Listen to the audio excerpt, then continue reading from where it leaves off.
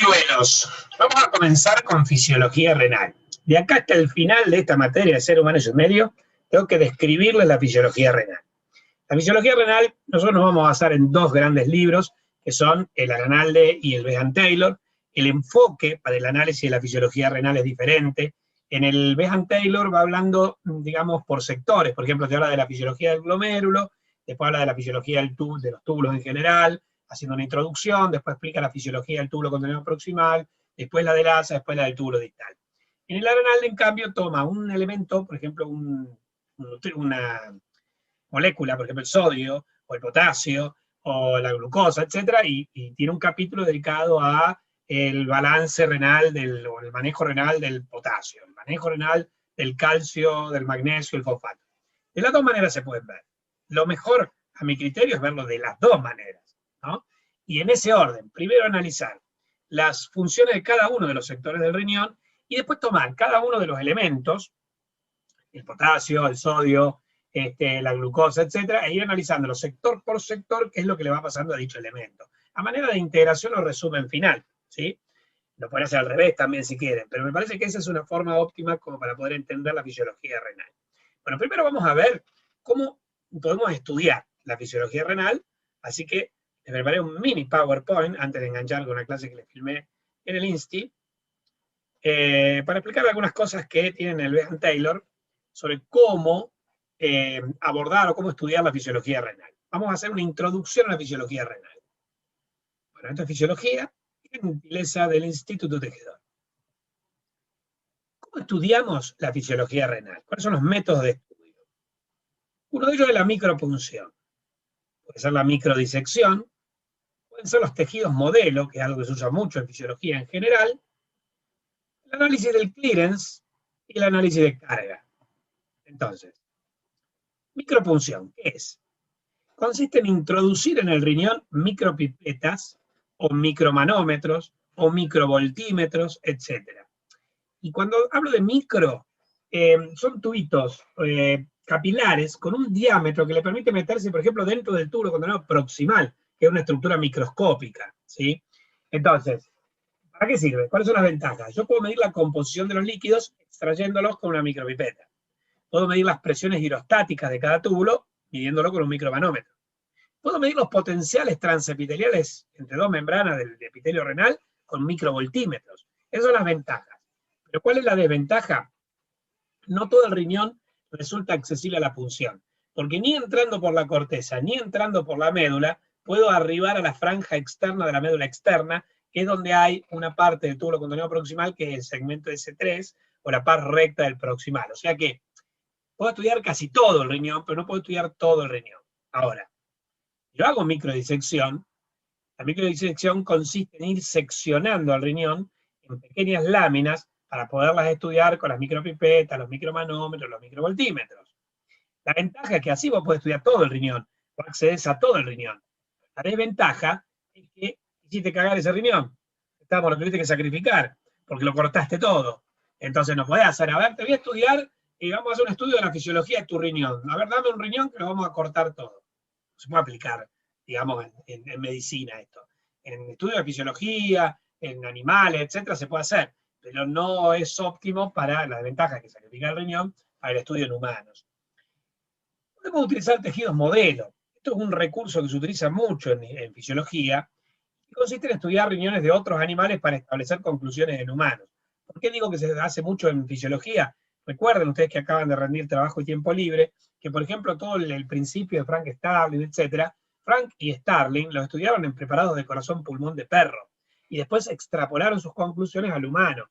Todo lo que nosotros, por ejemplo, sabemos se comenzó a estudiar sobre la fisiología del potencial de acción, se estudió en el axón gigante del calamar. Entonces, a ver, se utilizan tejidos animales, se estudian los tejidos animales o los órganos animales, y se trata de hacer una extrapolación al humano. La ventaja es que no sacrifica el riñón humano, porque vos estudiás el riñón de una rata o el riñón de otro mamífero. Pero la desventaja es que no siempre podés extrapolar las conclusiones, los análisis, debido a las diferencias entre las especies, las diferencias interespecíficas. Por ejemplo, si yo estudiase, no hablemos del riñón, pero hablemos de las vías urinarias.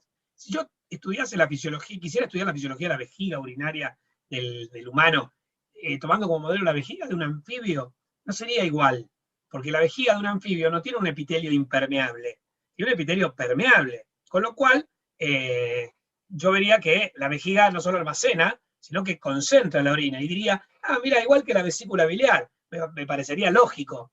Sin embargo, en el humano no es así, porque la vejiga del humano no es permeable. Te doy otro ejemplo. Si vos estudiás el riñón de la rata Samomis del desierto del Sahara, esta rata tiene un 35% de asas largas. Como tiene un 35% de asas largas, esto le permite a la rata concentrar la orina hasta 5.000 milimoles barra litro. El humano, que tiene solo un 15% de asas largas, puede concentrar hasta 1.500, 1.200, 1.300 milimoles barra litro, que es la capacidad máxima de concentración de la orina por el riñón humano. Entonces, imagínate que vos estudiases el riñón de la rata Samomis y quisieses extrapolar al humano, diría, ah, bueno, mira, el riñón en general tiene la capacidad de concentrar la orina hasta 5.000 milimoles barra litro. Después ves la orina que puede emitir un humano, y ni el humano con el mayor grado de deshidratación tiene una orina tan concentrada.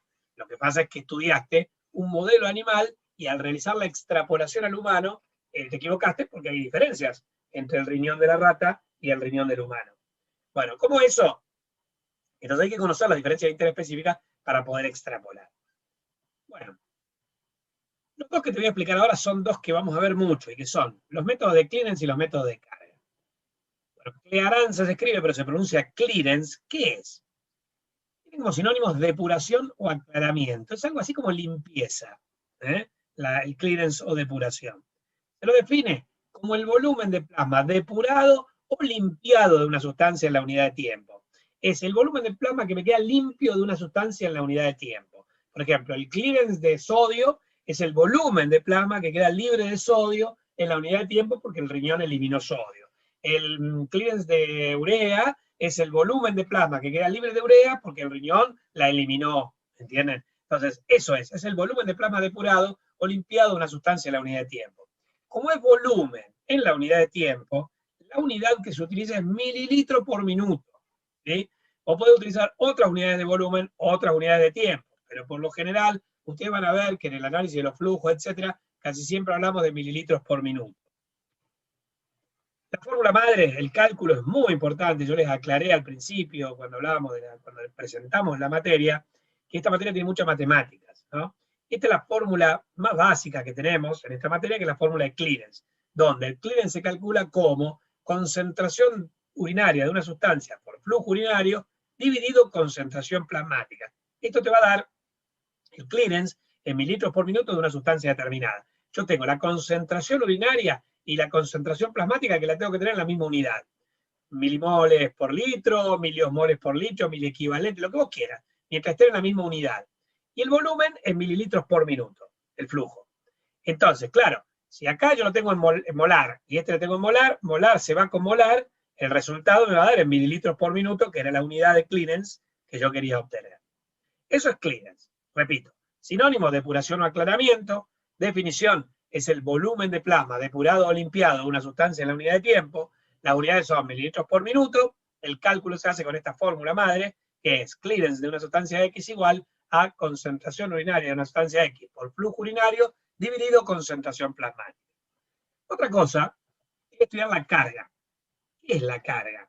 La carga se define como la masa de una sustancia X transportada, ya sea filtrada, reabsorbida, secretada o excretada en la unidad de tiempo. Como es masa en la unidad de tiempo, en lugar de ser mililitros por minuto, la unidad de carga son miligramos por minuto. Podés usar otra unidad de masa o otra unidad de tiempo, pero tiene que ser masa en el tiempo, esa es la más usada, miligramos por minuto, y la vamos a usar cuando veamos la función tubular y la glomerular, para ver la carga filtrada de una sustancia, la carga reabsorbida de una sustancia, la carga secretada de una sustancia y la carga excretada.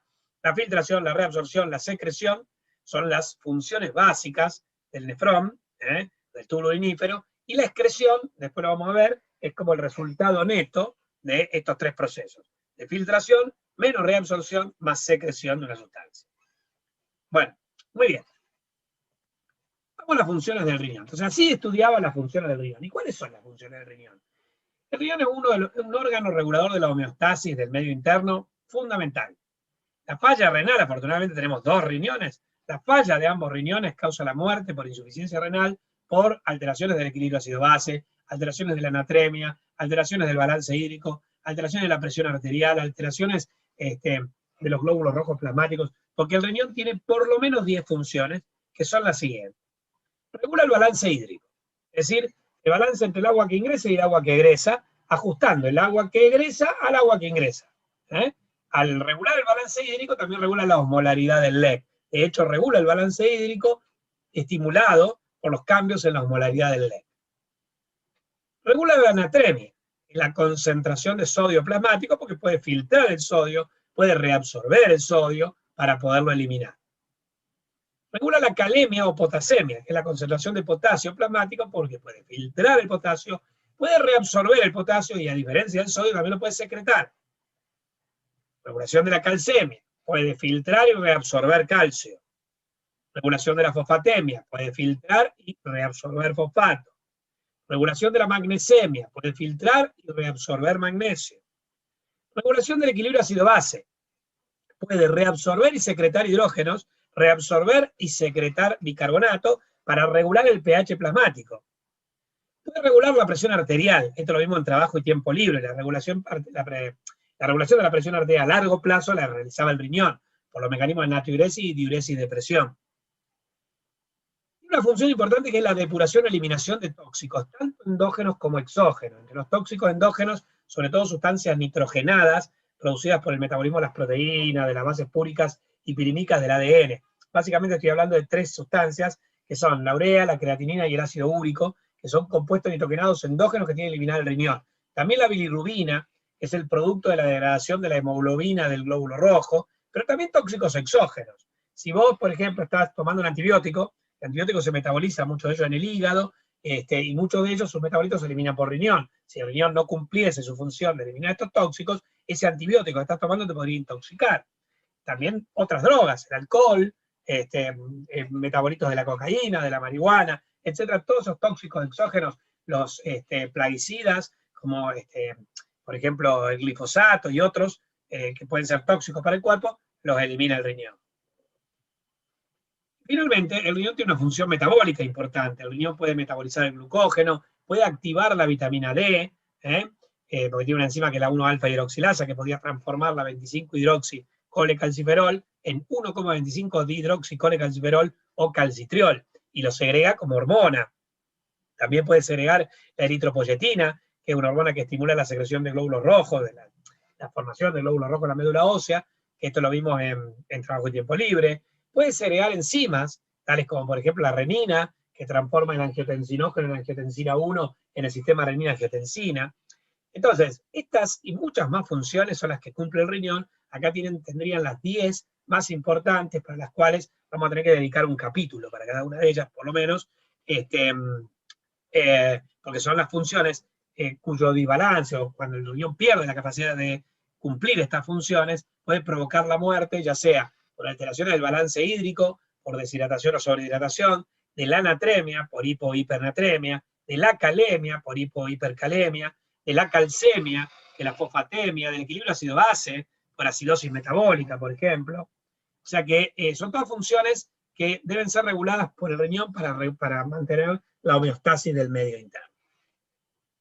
Bueno, muy bien, queridos.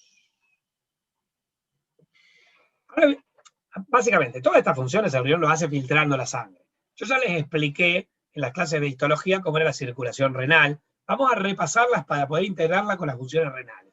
Para ello, vamos a ver a del instituto, a mi colega, mi hermano mellizo del instituto, que les va a explicar, va a hacer una introducción a la fisiología renal desde el pizarrón del instituto. Los dejo con él.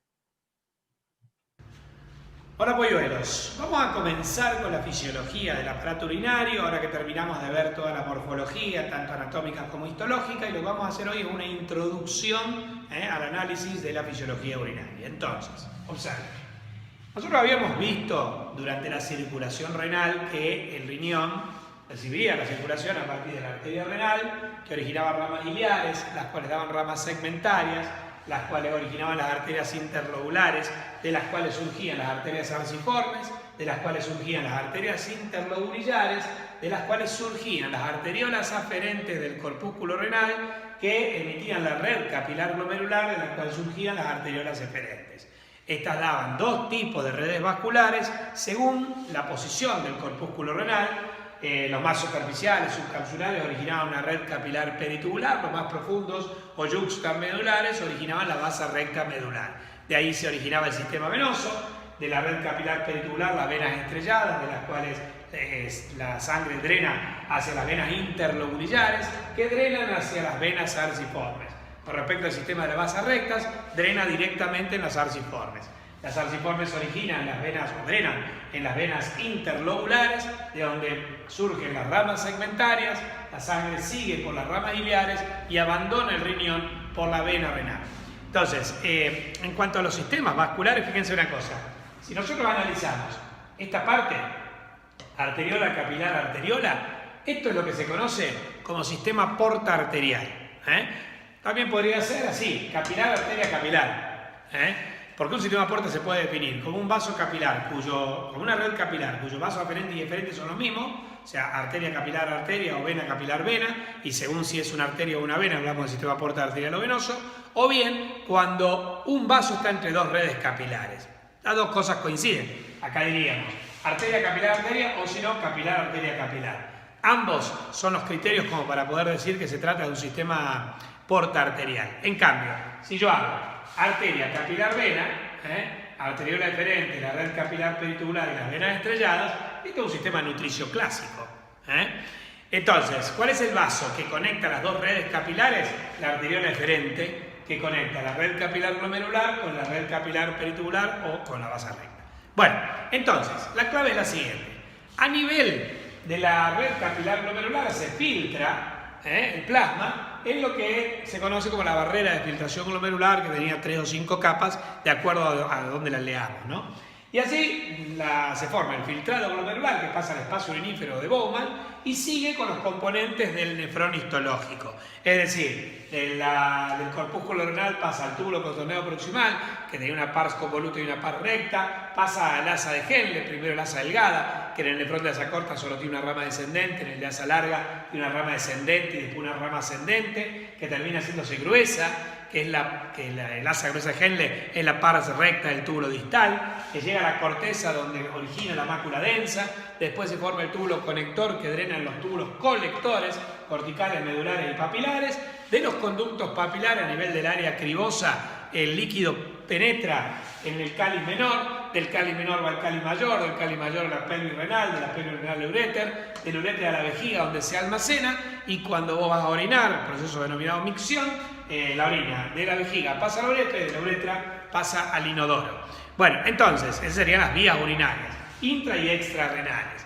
Los procesos claves de la fisiología renal son la filtración glomerular, procesos claves, filtración, que ocurre a nivel de la barrera de filtración glomerular, a nivel de los capilares glomerulares, donde el plasma es filtrado para producir en el espacio urinífero de Bowman el filtrado glomerular. Después de filtrado, a nivel de los túbulos, se modifica por procesos de reabsorción y de secreción tubular. Durante la reabsorción, algunos componentes que se filtraron vuelven a la sangre, por eso reabsorción.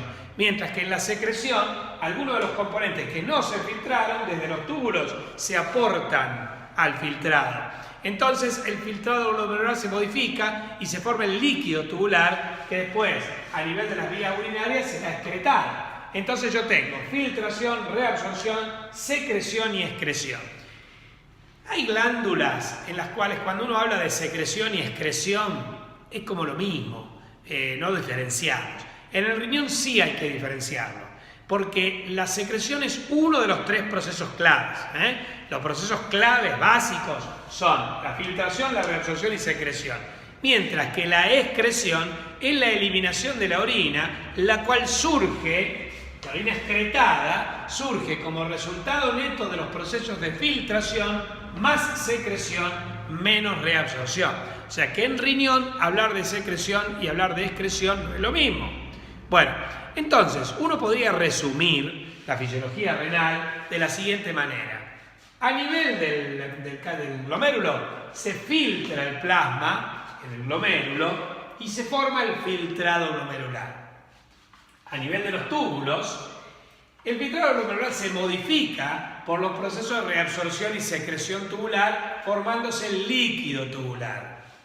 A nivel de la mácula densa, las células de la mácula densa contienen receptores que pueden ser osmoreceptores, quimioreceptores, que analizan la composición de ese líquido tubular. Y entonces, si es necesario hacer ajustes finales de la concentración del líquido, del pH del líquido, esto ocurre en el sistema de los túbulos colectores. En el túbulo colector cortical, en el túbulo colector medular y en el conducto papilar de Bellini, o sea, lo que se conoce como el nefrón distal, se hacen los ajustes finales de la composición, pH, concentración, y se forma la orina, la cual ya en la vía urinaria no puede ser modificada más, porque recuerden que una vez que la orina a través del área cribosa pasa al cáliz menor, el mayor, la pelvis, etcétera, la uretra, la vejiga y la uretra, tiene un epitelio que es impermeable, con lo cual ya no se puede modificar la orina. Entonces, una vez que se realizaron los ajustes finales, a través de las vías urinarias, la orina se excretará al exterior. O sea que, a ver, ¿qué hacemos? Filtro, modifico, analizo, ajusto, excreto. Repito, filtro, formando el filtrado glomerular, modifico el filtrado, formando el líquido tubular, analizo la composición del líquido tubular, hago los ajustes que necesito hacer, excreto la orina. Filtro, modifico, analizo, ajusto, excreto. Estos serían la secuencia de procesos claves, que acá están en azul. Filtro, modifico, analizo, ajusto, excreto. Esto ocurre en distintos sectores del nefrón y de la vía urinaria, etc. O sea, del aparato urinario. Estos sectores están en rojo. Primero todo comienza en el glomérulo, después pasa por los túbulos, donde se realizan las modificaciones del filtrado, después la mácula densa hace el análisis, después el nefrón distal hace los ajustes finales y la vía urinaria excretará. Así que morfológicamente los sectores claves que va a ir recorriendo el líquido para ir siendo modificado son el glomérulo, los túbulos, la mácula densa, el nefrón distal y las vías urinarias. Finalmente, en cuanto al líquido en sí, el primero es un filtrado glomerular, producto de la filtración del plasma en el glomérulo. Después, una vez que se modificó, es un líquido tubular. Y una vez que se realizaron los ajustes finales, se transformó en orina, la cual será excretada por las vías urinarias. O sea que es filtrado glomerular, líquido tubular, orina. ¿Estamos? Bueno, esto es lo que se va a ver en las clases de fisiología renal en forma secuencial. Primero vamos a hablar de la filtración glomerular, después vamos a hablar de la reabsorción y secreción tubular y después de la excreción por la vía urinaria y del fenómeno miccional. ¿Estamos? Así como se debe analizar la fisiología del sistema urinario. Copien eso, queridos, y comenzamos a hacer algunos análisis.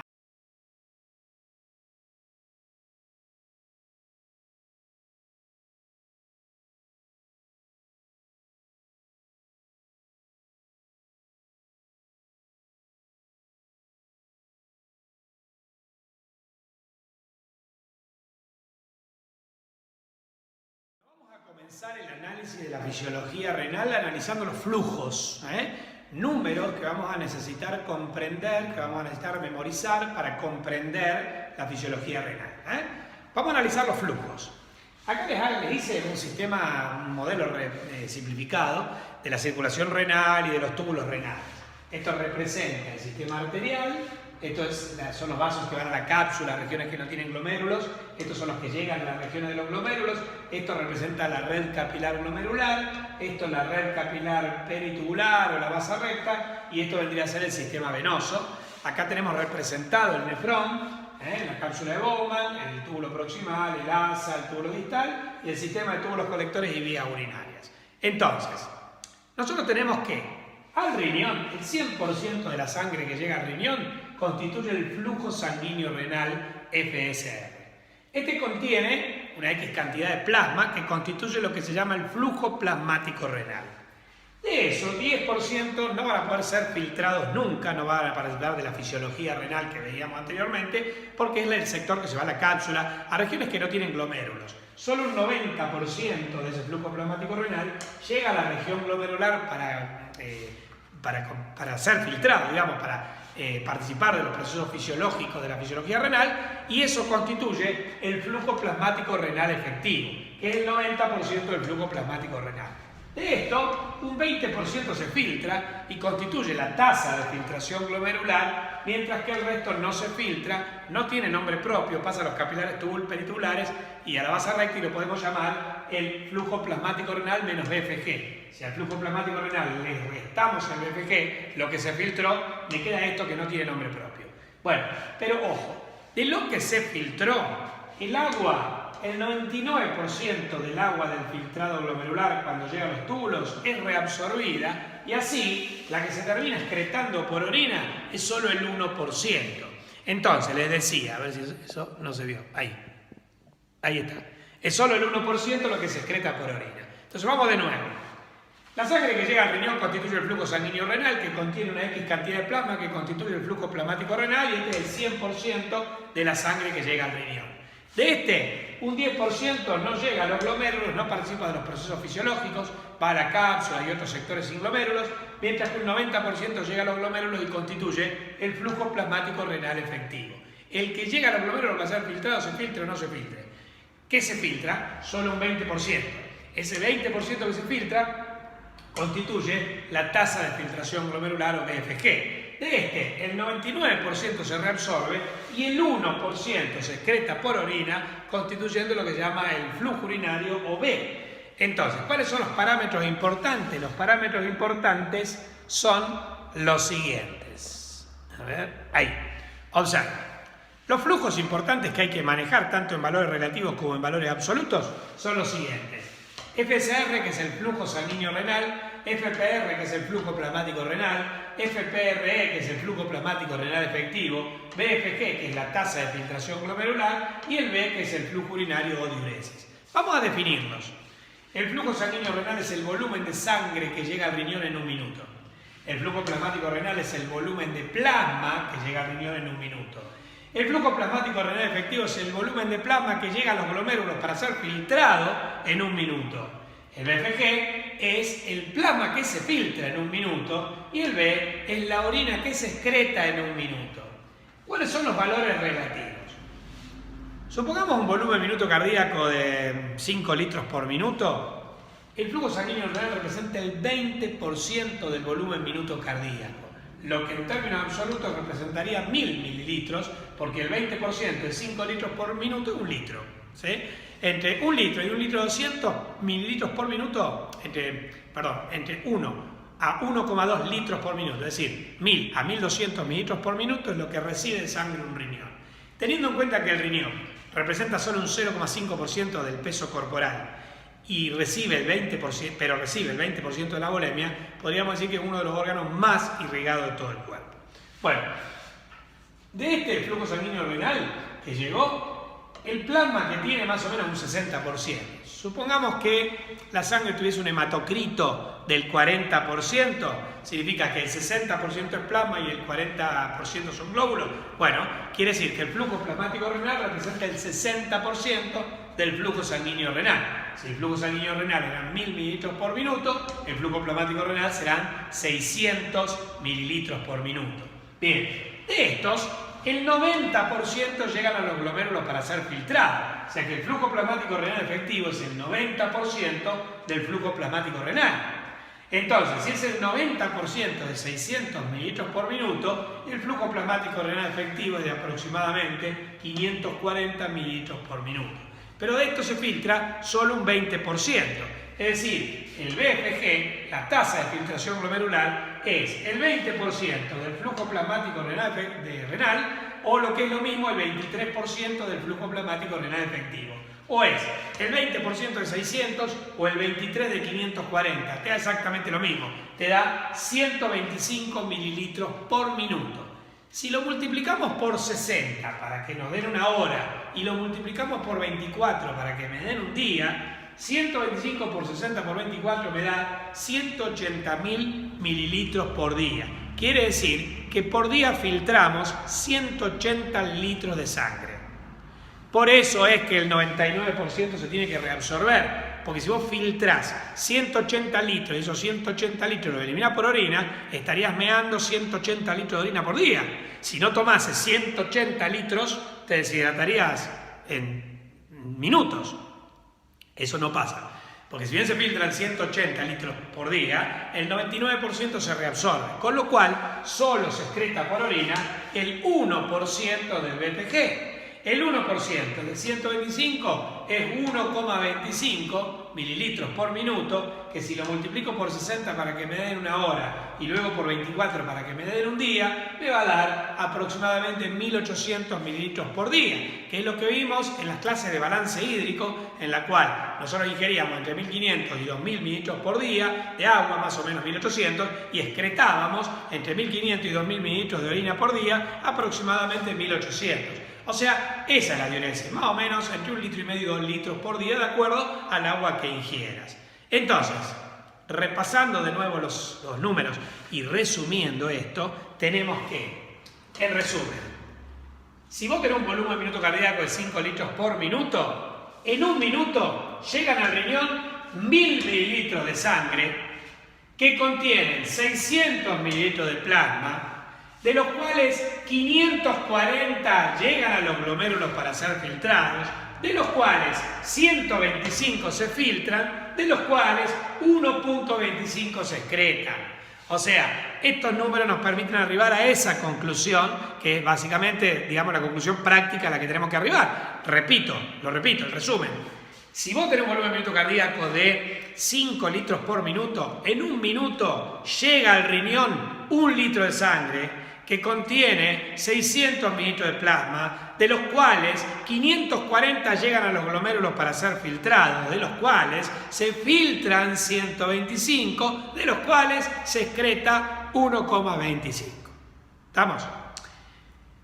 Los valores que estoy tomando son los valores del Behan-Taylor, los valores del Aranalde. En el Guyton hay algunas diferencias, si lo estudiaste de ahí, pero no importa, no demasiado significativa.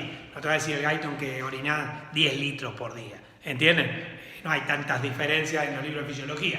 Pero bueno, para hacer todo análisis numérico tenemos que elegir un libro. Vamos a elegir el Aranalde y el Behan-Taylor, que son los libros que más se usan, digamos, en la cátedra. Entonces, todos estos números se pueden calcular.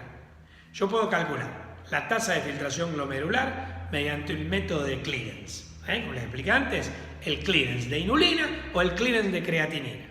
Yo puedo calcular, una vez, digamos, que tenga el clearance, también puedo calcular el flujo plasmático renal efectivo por el clearance del ácido paraaminohipúrico.